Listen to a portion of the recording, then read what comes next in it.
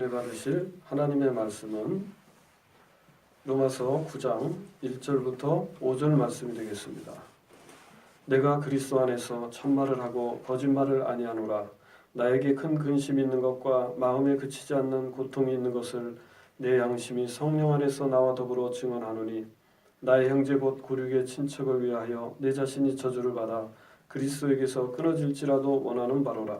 그들은 이스라엘 사람이라. 그들에게는 양자됨과 영광과 언약들과 율법을 세우신 것과 예배와 약속들이 있고 조상들도 그들의 것이요 육신으로 하면 그리스도가 그들에게서 나셨으니 그는 만물 위에 계셔서 세세의 찬양을 받으실 하나님이시니라. 아멘. 오늘 저는 본문의 말씀을 가지고 바울의 근심이라는 제목으로 함께 은혜를 나누고자 합니다. 오늘날 성도들의 가정을 보게 되면 전 가족이 예수님을 다 같이 믿는 경우는 많지 않은 것 같습니다. 그리고 좀 멀리 친척인 경우는 더구나 더 많은 친척들이 믿지 않고 있는 상태인 것을 볼 수가 있습니다. 그래서 성도님들의 기도 제목을 보게 되면 가족 구원인 경우가 많지요. 성도님들은 가족들을 위해서 수년간 기도해왔고 또 많게는 수십 년간 기도하는 분들도 많은 것을 볼 수가 있습니다. 어떤 경우는 결국에는 응답이 있어서 예수님을 믿게 되는 경우도 있고 그러나 그렇지 않은 경우도 있는 것 같습니다. 어쨌든 이 가족 구원의 문제는 성도들의 마음속에 안타까움이 있고 늘 고통으로 다가와 있는 것 같습니다. 오늘 본문의 말씀을 우리가 바울의 근심이라는 제목으로 말씀을 나누고 있는데 여기 나오는 사도 바울도 마음에 근심이 있다고 말씀했습니다. 그 근심은 개인적 가족에 대한 근심이 아니라 이스라엘 민족에 대한 근심이었습니다. 처음에 예수 그리스도의 복음, 하나님의 복음이 전해졌을 때 많은 유대인들이 예수님께로 돌아왔어요. 그런데 갈수록 유대인들의 숫자는 줄어들고 이방인들의 숫자가 많아지게 됩니다. 바울은 더구나 이방인에게 보내진 이방인을 향한 사도로서 사역을 하고 있었는데 그는 그래도 같은 민족인 이스라엘 백성들의 그 구원에 관심을 갖지 않을 수 없는 거지요.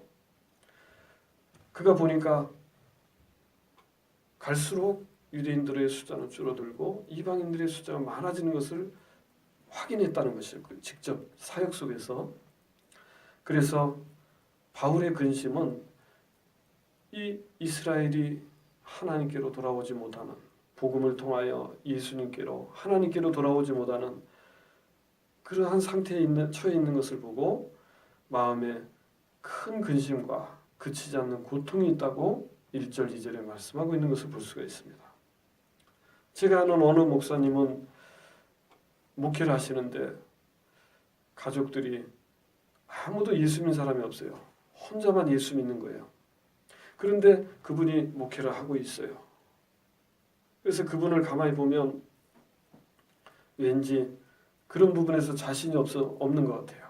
전도를 해도 또 교회에서 설교를 해도 가족들이 예수 안 믿는 것을 다른 사람 다 알고 있으니까 어딘가 모르게 자신이 없어 보이고 근심이 있어 보이고 하는 것을 볼 수가 있었어요.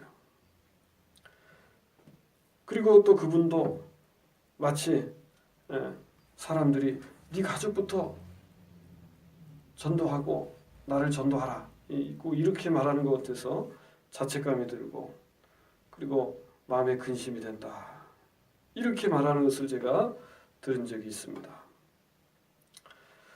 그런데 더구나 이 바울의 근심과 마음의 고통은 우리가 좀 더 이해할 수 있어요. 우리보다도 우리의 가족들이 예수 안 믿는 것보다도 바울의 근심을 우리가 더 이해할 수 있는 것은 4절과 5절에 보면 그들은 이스라엘 사람이라 그들에게는 양자됨과 영광과 언약들과 율법을 세우신 것과 예배와 약속들이 있고 조상들도 그들의 것이요 육신으로 하면 그리스도가 그들에게서 나셨으니 그는 만물 위에 계셔서 세세의 찬양을 받으실 하나님이시니라. 아멘. 이스라엘 민족이 어떤 민족입니까? 오늘 이 4절 5절에 나온 것처럼 그들은 이스라엘 사람이라 이렇게 말씀했어요. 이스라엘 사람이라는 말은 하나님과 언약 관계에 있는 백성이라는 뜻입니다. 늘 하나님의 말씀을 들어왔고 하나님과의 언약 관계 속에서 삶을 영위했던 사람들이었어요. 그리고 그 이하로 양자됨, 영광, 언약들 이런 특권들에 대해서 말했어요. 그리고 마지막에는 그리스도께서 그들에게서 나셨다는 말이에요. 세상을 구원하기 위해 오신 예수 그리스도께서 어디를 통해 왔냐? 이스라엘 민족을 통해서 오셨다는 거예요. 그분은 만물에 계신 찬양받으실 하나님이시다. 야, 이 얼마나 우리와는 근본적으로 다르지요. 우리는 예수님에 대해서도 하나님에 대해서도 지식이 없었고 불과 130년 우리 한국에 복음이 전해진 지 130년이 된 것에 불과하단 말이에요. 그런데 수천 년간 이스라엘은 하나님의 언약 속에서 하나님의 어떻게 보면 우리와 비교하면 특권 속에서 있었던 백성들이란 말이에요. 그런데 마땅히 예수님을 구주로 영접하고 모든 민족이 하나님의 복음 안에서 구원받아야 되는 그런 이스라엘 백성들이 지금 예수님을 믿지 않고 있다. 이런 얘기예요. 그러니 바울의 그 근심이 이해가 되지 않습니까? 더구나 그는 이방인의 사도로서 이방인들에게 복음을 전하는 입장이란 말이에요. 그러면 먼저 유대인들, 이스라엘 백성들이 예수님을 다 믿고 있다면 이방인들이 전하기 얼마나 편안하겠어요. 우리를 보라, 우리 이스라엘 백성들을 보라, 다 예수 믿고 있지 않느냐. 너희들도 예수 믿어라. 하나님 백성이 된다. 하나님 은혜로 구원받는다. 죄의 사함을 받는다. 말하기도 얼마나 좋습니까? 그런데 이스라엘 백성들, 유대인이라고도 하고 이스라엘 백성들이라고도 해요. 이스라엘 백성은 이스라엘 사람이라고 하는 것은 아까도 말했지만 언약 백성. 그런데 우리가 바울의 사역을 핍박했던 사람들은 이스라엘 사람들이라 이렇게 말 안 하잖아요. 바울을 사역을 핍박했던 사람들 유대인이다 이렇게 말해요. 유대인들이 바울의 사역을 핍박하기까지 했다 그 말이에요. 그러니 바울의 그 근심은 큰 것이었습니다. 사랑하는 성도 여러분, 우리 성도들은 바로 하나님의 사랑을 받은 사람들입니다. 그리고 예수님의 마음을 가지고 있는 사람들이요. 빌립보서 2장에 말씀하는 것처럼 너희 안에 이 마음을 품으라. 곧 그리스도 예수의 마음이니. 하나님의 사랑과 예수님의 그 마음을 우리는 닮아가야 되고 또 어느 정도는 닮은 것입니다. 그래서 우리가 바울과 같이 이런 마음을 품는 것이 당연한 것입니다. 바람직스러운 것입니다. 가족, 친지, 이웃이 예수님을 믿지 않고 있는데도 우리가 마음이 편안하다. 이것을 우리가 좀 돌이켜봐야 돼요. 우리 마음에 근심이 있고 고통이 있어야 돼요. 그들이 예수 믿지 않는 것으로 인해서 그런 마음을 가지고 우리가 기도한다면 하나님께서 도와주셔서 어떤 사람들도 하나님이 변화시켜 주실 줄 믿습니다. 아무리 예수님을 거부하는 사람도 하나님이 역사하시면 믿을 수 있습니다. 그래서 우리가 그런 마음을 가지고 바울을 본받아서 우리도 열심히 기도해서 2019년에 가족 구원 다 이루어지게 하시고 또 이웃들도 우리 가까운 이웃들까지 전도하고 그래서 하나님께 영광 돌리는 저와 여러분들 되시기를 예수님의 이름으로 축원합니다. 그러면 바울이 우리가 9장부터 11장의 내용은 연속되는 내용이에요. 그래서 무엇을 말하려고 하는가, 이것을 이 부분에서 좀 생각을 해봐야 되겠습니다. 바울이 이 자신의 그 근심을 어떻게 해결했는가, 어떻게 위로받았는가, 어떻게 응답을 받았는가를 우리가 이 9장부터 11장의 내용을 살펴보면 알 수가 있습니다. 그러면 9장은 어떤 말씀을 하는가 하면, 과거에 하나님이 이스라엘 백성들을 선택할 때, 그때는 이스라엘도 아니었지요. 뭐 이삭을 야곱을 선택했다든지, 또 이삭을 선택했다든지, 아브라함을 그때는 이스라엘이라는 나라 이름이 없었고 이스라엘 민족이 없었어요. 개인적으로 그렇게 선택을 했는데, 그건 다 이스라엘 역사니까, 이스라엘 민족의 역사이기 때문에 9장에 보면 바로 그러한 선택에 대해서 나와. 하나님이 사람을 구원하실 때 하는 방법은 뭐냐?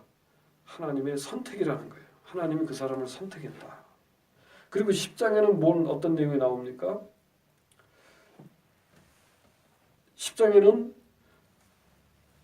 9장에서 과거를 말했다면 현재를 말하 10장에서 현재에 불신앙하는 바울 당시의 현재죠. 또 오늘날도 마찬가지죠. 그런 상황은 굳어져 있는 상태이기 때문에 바울 당시 그 현재에 불신앙하는 이스라엘에 대해서 설명하고 있어요. 그래서 9장과 10장의 그 중심 내용이라는 것은 어떤 말씀을 하고 있습니까? 한마디로 말하면, 우리가 이제 이것들을 다 살펴보겠지만, 다음 시간에 살펴보지만, 하나님의 선택이 아니면 구원받을 자가 없다는 말씀을 하고 있어요. 하나님의 선택이 아니면 구원받을 자가 없다는 거예요. 그래서 바울은 자기 그 시대에, 바울 당시에 그 소수의 남은 자가 구원을 받았다, 이렇게 말해요. 그래서 9장 23절에 보게 되면, 유대인들로서 이스라엘 백성으로서 예수 믿는 사람들을 긍휼의 그릇으로 빗대어서 설명합니다. 긍휼의 그릇이다. 긍휼의 그릇으로 선택되었다. 이렇게. 당시에 예수 믿는 사람이 그래도 있었잖아요. 아무도 예수 안 믿는 것이 아니라 유대인들이 있었잖아요. 사도들도 유대인들이 대부분이고, 이스라엘 사람들이고, 또 예루살렘이나 그곳에는 예루살렘 교회가 있어서 많은 유대인들이 예수님을 믿고 있었지만, 전체 이스라엘의 규모로 보면 아주 극소수였다는 거예요. 그러나 없는 건 아니다. 하나님의 선택에 의해서 긍휼의 그릇으로 선택이 되었다. 그런데 여기 뜻밖의 또 어떤 내용이 있냐면, 9장 22절에 보면 멸하기로 준비된 진노의 그릇을 선택하는 게 있단 말이에요. 진노의 그릇. 아니, 그러면 하나님 마음대로 진노의 그릇도 선택하고 긍휼의 그릇도 하나님 마음대로 선택을 하시는구나. 야, 그러면 사람이 하는 일은 없네. 그냥 가만히 있으면 어떤 사람은 긍휼의 그릇이 되어서 구원받고 어떤 사람은 진노의 그릇이 되어서 하나님의 심판을 받는 거구나. 그렇게 생각하는 것이 아니라, 하나님이 진노의 그릇을 선택하는 것은 아니에요. 예정하는 것은 아니에요. 그러한 상태가 되는 것은 자신의 불신앙에 의한 거예요.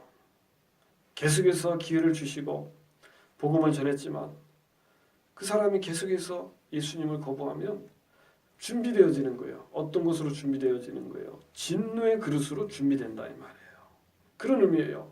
하나님이 긍휼을 베풀어서 긍휼의 그릇으로 선택하는 것은 말 그대로 긍휼이지만, 긍휼에 의한 선택이지만, 진노의 그릇이라는 것을 하나님이 따로 준비해서, 너는 내가 진노를 퍼붓기 위해서 내가 너를 예비했다, 이러는 것은 아니에요. 사람을 하나님이 그렇게 대하지 않습니다. 하나님은 사랑의 하나님이신데 어떻게 그렇게 할 수 있습니까? 하나님은 계속해서 그들에게 기회를 주셨다. 거기에 진노의 그릇이 예수 안 믿는 이스라엘 백성이라고 말을 하고 있지 않지만 그런 뉘앙스를 풍기고 있는 거예요. 10장에 가보면 결국은 진노의 그릇으로 준비되고 있는 것은 계속해서 불신앙하는 이스라엘 사람들의 문제라는 것입니다. 하나님은 계속해서 그들에게 기회를 주시고 은혜를 주시고 돌아오라고 하지만 그들은 계속해서 이것을 거부하고 있는 상태예요. 그러면 미래는 어떤가 말이에요. 미래. 우리가 9장 10장을 지금 얘기했어요. 11장에는 어떤 내용이 나옵니까? 11장에는 하나님이 그러면 그렇게 계속해서 예수님을 거부하니까 이스라엘 백성 다 포기하고 하나님이 다 심판해버리고 이렇게 끝내실 것인가? 그렇지 않다고 했어요. 11장에는 그럼에도 불구하고 하나님이 최종적으로 이스라엘을 거국적으로 하나님께로 돌아오게 예수 믿어 하나님께로 돌아오는 그 구원하신다는 그 미래의 청사진을 밝혀주고 있어요. 그 청사진을 우리에게 제시해주고 있어요. 그 일은 아직도 지금 우리가 살아가는 현재도 2019년에도 이루어지지 않고 있습니다.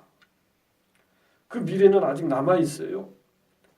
오늘날 현재의 이스라엘이 예수님을 불과 몇 프로는 믿지만 대부분이 예수님을 믿지 않고 있고 공식적으로도 예수님을 메시아다, 그리스도다 이렇게 자기들이 기다렸던 메시아다 선포하지 않았어요. 그러나 나중에는 그런 일이 있을 것이다.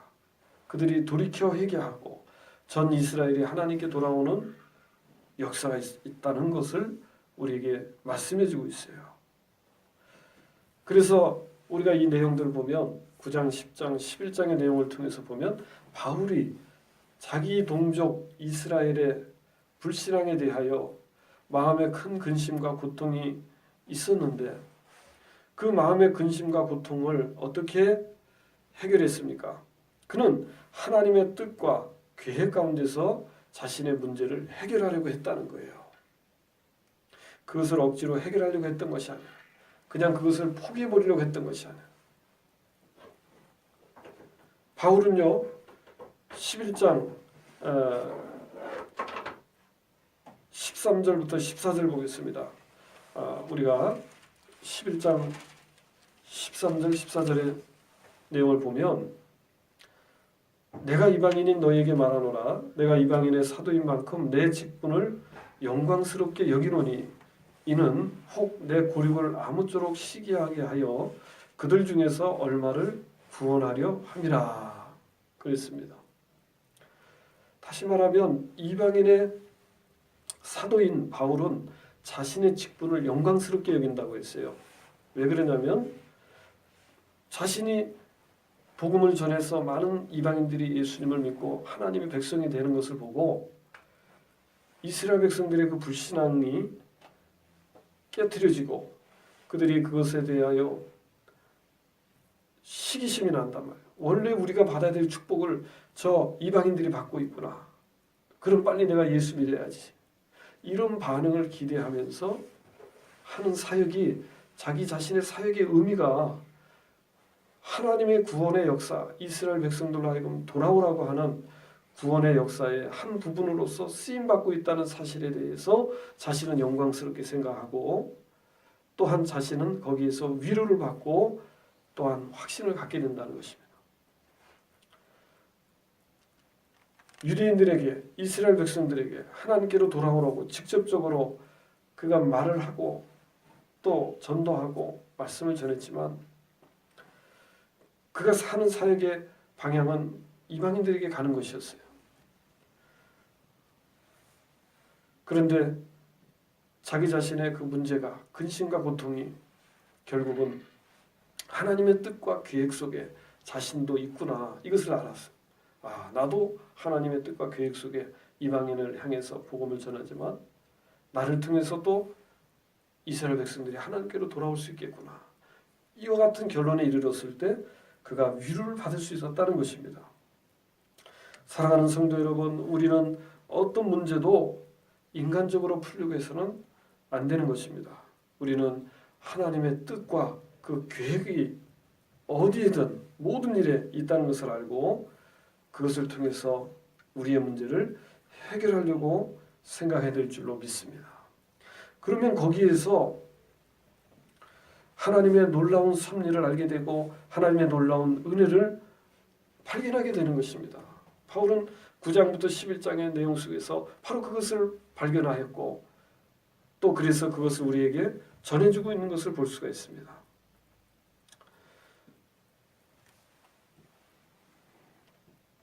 그래서 9장부터 11장이 그러면 우리가 지금까지 1장부터 8장까지를 말씀을 나누었는데 전혀 다른 내용이네요. 이렇게 생각할 수가 있어요. 이제 9장부터 11장 분위기 자체가 다르지 않습니까? 이스라엘의 구원의 역사에 대해서 9장부터 11장의 내용이 나오는 거예요. 근데 1장부터 8장에는 우리가 가만히 살펴보면 이방인의 구원에 대해서도 말을 하지만 이스라엘에 대한 구원도 이야기를 하고 있는 거죠. 1장부터 8장에. 그런데 9장에서 11장에는 전적으로 유대인들에 대한 구원의 문제를 다루고 있는 것을 볼 수가 있어요. 그러면 이 두 가지는 전혀 다른 문제인가? 우리가 그렇게 생각할 수 있는데 우리가 여기서 그것이 아니고 깊은 관련성이 있다는 것을 우리가 아는 거, 인식하는 게 중요합니다. 1장부터 8장까지의 내용이 큰 문단이 다 끝났어요. 그러니까 하나님의 그 구원의 하나님에 대한 구원의 그 확신을 끝으로 끝났어요. 하나님의 사랑에서 끊을 수 없으리라. 그 무엇도 예수님 안에 있는 하나님 사랑에서 끊을 수 없으리라 하고 우리가 누가 봐도 이 8장 마지막 39절에 이 문단이 딱 끝났구나. 그리고 갑자기 9장 1절 2절에 내가 그리스도 안에서 참말을 하고 거짓말을 하냐노라. 전혀 다른 분위기예요. 전혀 다른 분위기. 그런데 9장부터 11장의 그 내용은 그러면 어떤 내용입니까? 이 9장부터 11장에는 그 하나님의 주권적인 선택에 대해서 말하고 있는 거예요. 하나님의 주권적 선택이라고 하는 것은 과거에 있었던 거예요. 그래서 그것을 예정이라고 말해요. 예정. 하나님이 선택하셨다는 그 사실을 과거에 그렇게 선택하신 거죠. 이미 정해져 있다는 뜻에서 그래서 예정이다 이렇게 말한단 말이에요. 예정. 그래서 그것을 쭉 연결해서 말하면 하나님의 주권적 선택 예정이다 이렇게 말하고 하나님의 예정이라고도 말하고 하나님의 선택이라고도 말하고 그런단 말입니다. 그런데 9장에서 11장에서 말하고 있는 것은 결국은 하나님의 의로움을 말하고 있어요. 하나님의 의로움. 하나님의 의로움에 대해서 집중적으로 9장부터 11장이 말하고 있어요. 우리가 9장 14절의 내용을 보세요. 그런즉 우리가 무슨 말을 하리요? 하나님께 불의가 있느냐? 뭐라 그랬습니까? 그럴 수 없느니라 그랬어요. 하나님께는 불의가 없어요. 긍휼의 그릇을 선택했다 할지라도 선택받지 못한 자들이 왜 나를 선택하지 않았습니까? 이런 식으로도 말할 수 없습니다. 왜냐하면 하나님의 선택은 하나님의 주권에 달려있기 때문에 그런 거예요. 하나님의 주권에 달려있어요. 선택이라고 하는 것은. 우리가 불공평하다, 하나님의 의롭지 못하다라고 했을 때에는 야곱과 에서를 이제 우리가 다음 시간에 알아보지만 하나님이 야곱을 선택했다 이 말이죠. 야곱은 사랑하고 에서는 미워했다. 그러면 에서의 입장에서 보면 왜 나를 선택하지 않았습니까? 왜 야곱을 선택했습니까? 불공평합니다. 이렇게 말할 수 없다는 거예요. 왜 그러냐면 하나님의 선택은 하나님의 주권적 뜻에 있는 것이고 하나님의 마음이기 때문에 그런 거예요. 만약에 야곱과 에서를 비교해서 야곱이 좀 얼굴이 잘났고 에서가 얼굴이 좀 못났고 그리고 가만히 하나님은 전 미래를 다 아시니까 야곱이 어떤 인생을 살 것인지 어떤 성향을 가졌을 것인지 보니까 야곱이 더 훨씬 낫다. 이렇게 해서 야곱을 선택했다. 이러면 불공평한 거예요. 그러지 않았단 말이에요. 하나님의 선택에 그러면 방법은 뭡니까? 방법이라고 하면 좀 이상하지만 하나님의 선택의 그 근거는 무엇인가? 우리가 9장부터 11장의 내용을 들어가면서 알아야 돼요. 그것은 선택한 사람에 대한 하나님의 긍휼이라는 거예요. 하나님의 긍휼. 하나님이 긍휼히 여기서 그 사람을 선택했다는 것에 대해서 선택받지 못한 사람은 그것에 대해서 이의를 제기할 수 없어요. 그것이 하나님의 주권적 선택의 의로움인 거예요. 그래서 하나님이 선택하시고 하나님이 예정하시고 구원의 역사를 이루어가는 과정은 놀라운 하나님의 역사가 있어요. 바울 당시에 또 오늘날까지도 이스라엘 백성들은 하나님의 복음 앞에서는 배척되어 있어요. 이런 가운데 하나님의 그 배척은, 이스라엘에 대한 배척은 하나님의 기회로 작용을 하고 있었는데 바로 이방인들의 구원의 문제, 이방인이 구원받고 있다는 거예요. 그러니까 바울 당시부터 오늘날에 이르기까지 이방인들이 구원받고 있지 않습니까? 그러나 하나님은 이스라엘을 버리지 않았다. 때가 되면 언제 때가 되는 거예요? 이방인의 수가 차면 이스라엘이 주께로 돌아오게 된다. 이것은 하나님의 주권적 선택 예정 속에서 이루어진 구원의 계획이요, 구원의 섭리라는 거예요. 그래서 이러한 하나님 앞에 우리가 이의를 제기할 것이 아무것도 없고 하나님의 의로움은 9장부터 11장에서 확실하게 완벽하게 여기서 드러내주고 있어요. 바울은. 그래서 이러한 하나님의 뚜렷한 의로움, 이것은 1장과 8장을 공부한 우리들을 생각해 보면 어떤 생각이 듭니까? 내가 구원받은 것은 결국은 하나님의 예정 속에 이루어진 일이구나. 이미 그것은 이야기되고 있어요. 8장 30절에 8장 28절부터 30절에 이미 우리에게 말씀해 줬어요. 짧은 말씀이지만 거기서 말씀을 해줬어요. 하나님이 미리 아신 자들을 아들의 형상을 본받게 하기 위해 정하셨고 때가 되면 정하신 그들을 부르셨고 부르신 그들을 의롭다 하셨고 의롭다 하신 그들을 영화롭게 하셨느니라. 이미 우리에게 말씀해주고 있어요. 바로 이런 하나님의 예정, 우리가 하나님의 예정 안에 있구나. 그리고 그 하나님이 예정하신 그 하나님의 의는 완벽한 것이구나. 그것은 굳센 토대 위에 있구나. 하나님의 의가. 그 하나님이 우리를 의롭다 하셨으니까 우리의 의로움은 얼마나 더욱더 보증되는 것입니까? 얼마나 확신되는 일입니까? 그런 점에서 1장부터 8장까지의 내용은 9장부터 11장의 내용과 같이 연결되어 있다는 것을 우리가 알 수가 있어요. 이것이 또한 바울의 의도적인 그런 말씀이라고 우리는 이해할 수 있어요.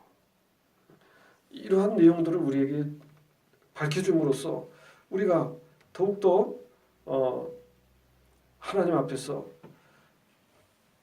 확실한 우리 믿음의 그 뿌리를 가지고 우리가 신앙생활을 하기 위해서 오늘 이 9장부터 11장에 이스라엘의 구원의 역사에 대한 문제를 우리에게 말씀해주고 있다는 것입니다.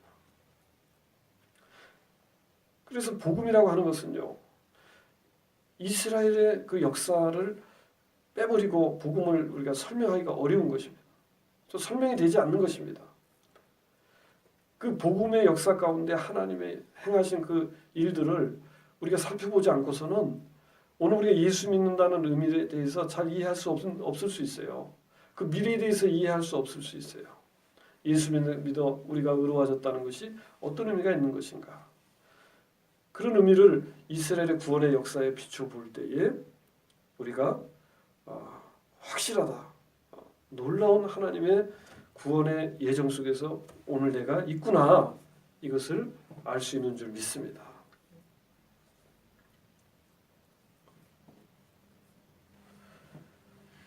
우리의 칭의, 1장부터 8장에서 우리가 칭의의 그 의로움, 칭의가 우리에게 얼마나 의로운 일인가.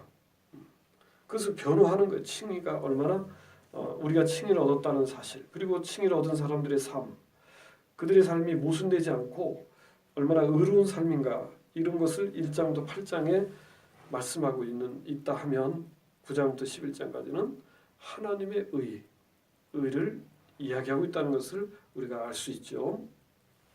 그래서 오늘 우리가 바울과 함께 우리 마음의 근심과 고통이 변해서 기쁨이 되고 또 즐거움이 되기를 예수님의 이름으로 축원합니다. 우리가 아직도 믿지 않는 가족들을 생각해 보면서 그들을 향한 우리의 근심과 고통이 있을지라도 이 모든 구원의 역사는 하나님의 예정 속에 있고 하나님의 선택 가운데 있다고 생각하면 우리가 거기에 대하여 더 이상 무슨 할 말이 있겠습니까? 우리가 아무 할 말이 없는 것입니다. 구원은 하나님께 속한 것이고 구원은 오직 하나님의 예정 속에 이미 이루어져 있는 일이라 한다면 오늘 우리의 삶 가운데 느껴지고 고통스러워지는 그런 상황을 우리는 하나님의 큰 뜻과 계획과 섭리 속에 그것을 맡김으로써 우리가 위로를 받을 수 있는 줄 믿습니다. 바울은 이와 같은 상황 속에서 하나님의 그 역사 앞에 위로를 받고 결국은 이방인의 구원, 이스라엘의 구원을 완벽하게 이루어 가시는 그 놀라운 하나님의 역사 앞에 하나님을 찬양할 수밖에 없었던 것인 줄 믿습니다. 오늘 저와 여러분들도 바울과 같이 하나님을 찬양할 수 있어요. 하나님의 놀라운 구원의 섭리를 생각해보고 오늘 내가 우연히 예수 믿고 구원받은 것도 아니구나. 하나님의 예정이 있었구나. 감사하다. 그리고 우리가 얻은 그 구원의 확실성은 얼마나 큰 것인가 이것을 우리가 생각해보고 더욱더 확신 가운데 있어야 될 줄로 믿습니다. 그래서 사랑하는 여러분, 이 말씀들을 통해서 여러분의 신앙의 뿌리가 더욱더 굳세게 내려지시기를 예수님의 이름으로 축원합니다.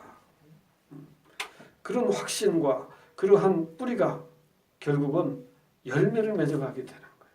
우리 신앙의 열매가 맺어져서 아름다운 열매가 맺어져서 그것이 하나님께 영광되는 그런 일들이 되도록 여러분 한 사람 한 사람에게 이와 같은 하나님의 은혜가 있기를 바랍니다. 여러분이 받았던 구원, 그 구원이 얼마나 확실한 것인가 여러분이 확신하기를 바랍니다. 이 말씀들을 통해서 확신하고 이루어진 그 구원의 역사가 하나님이 예정하셔서 이루어진 그 구원의 역사가 오늘 나에게 얼마나 큰 보증인가, 얼마나 큰 그 기초 위에 내가 서 있는가를 오늘 이 시간에 다시 한번 깨닫는 저와 여러분들이 되시기를 예수님의 이름으로 축원합니다. 기도하겠습니다. 하나님 아버지 감사합니다. 사도 바울은 이스라엘 동족의 불신앙으로 말미암아 큰 근심과 고통 가운데 하나님의 뜻과 계획을 살펴보고 응답을 받고 거기에 위로를 받고 여기에 의미를 부여하고 마침내 하나님의 영광을 찬양하는 귀한 역사를 우리에게 보여주었습니다. 오늘 우리도 우리의 삶 가운데 하나님이 일하시고 구원하시는 그 구원의 역사를 늘 생각해보고 우리의 문제를 거기에 맡기고 우리가 응답받고 살아가는 우리가 되게 해 주옵소서. 또한 나 자신이 얼마나 큰 하나님의 구원의 역사 앞에 의로운 하나님의 그 예정 안에 오늘 내가 서 있다는 사실을 알고 더욱더 확실한 믿음의 고백과 또한 신앙의 삶이 이루어져서 하나님께 영광 돌리는 아름다운 열매를 맺어가는 우리가 될 수 있도록 축복하여 주시옵소서. 예수님의 이름으로 감사하며 간절히 기도드리옵나이다. 아멘.